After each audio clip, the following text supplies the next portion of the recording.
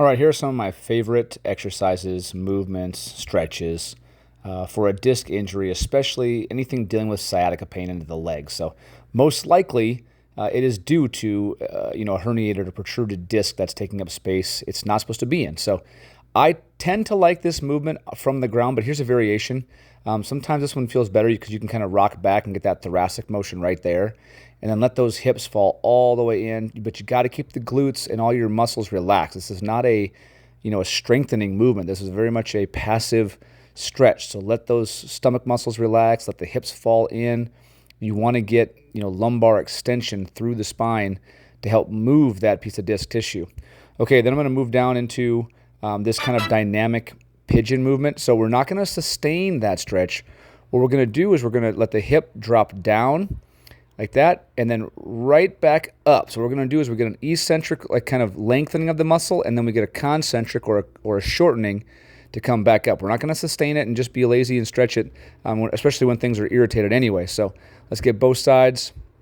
This obviously you can just pick the side that is bothering you, but this is the dynamic kind of pigeon where you're up and down, actually working the muscle as opposed to just stretching, which typically for this type of problem may not work, because if you get too much flexion in the spine with the stretch, or if the nerve is already irritated, it could actually turn things worse. So then the next one here, the side glide. So in this situation, the pain will be, see where I'm pointing there? The pain will be on that left side. So where I'm tapping my hip, that's the painful side.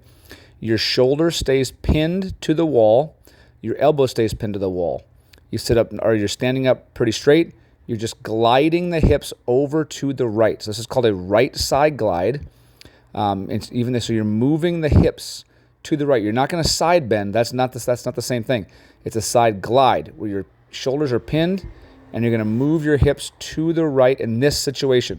Now, if your pain was on the right, you'd move it the other way. You'd pin your left arm to the wall. Now, here's a advanced part. So slide, side glide, then switch your hand to the back, and then add the extension. If you're ready for it, if you feel like you can do this and it doesn't shoot pain, down the leg that lasts, go ahead and try that one as well. So now we're going to move into a little bit of more mobility type stuff. Here's just a standard cat and camel, or cat-cow, however you want to call it. Try to get most of that mobility through the lumbar spine.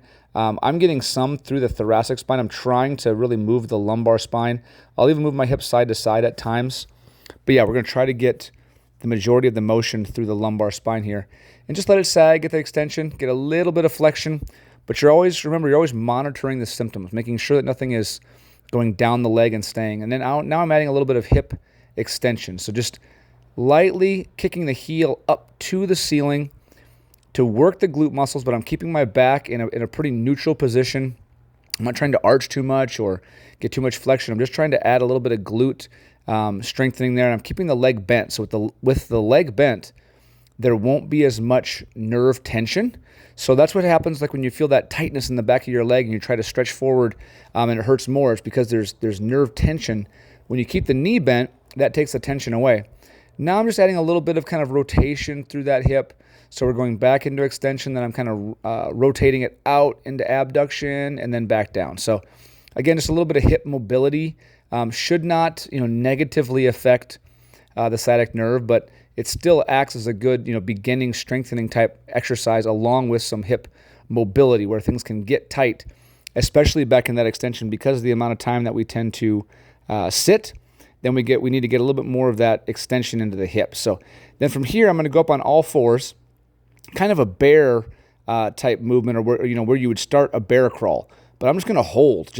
Hold. Now, this is a little bit more advanced. You can just hold it, or you can add a little bit like that. Just hold it and go really tight in the core, or you can add a little bit of lifting one leg. Makes it a little bit tougher. You go from a 4-point or 4 points of contact to 3 points of contact, which makes it a little bit more difficult. I'll kind of rock it back and forth a little bit and just work on keeping things tight. The spine is staying in neutral. This is starting the strengthening phase now. So then now I'm going to add a little bit of a ball, just an exercise ball, keeping the back flat against the ground. I'm not getting too much curve in there. I'm not getting too much rounding. And I'm just going to do an opposite arm and leg with a slight squeeze of the ball. So just, nice and lightly press into that ball. Just make sure it doesn't move.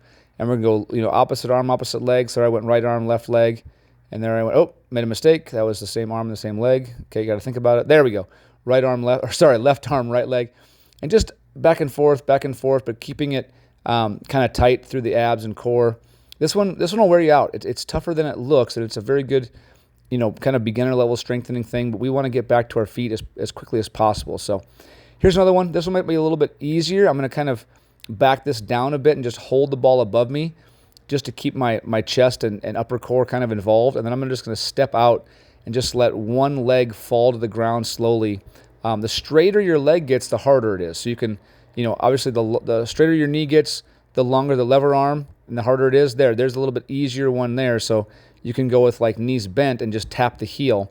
That'll be a lower level or a place to start there, then get the knees more straight. So that's some little bit of beginning strengthening.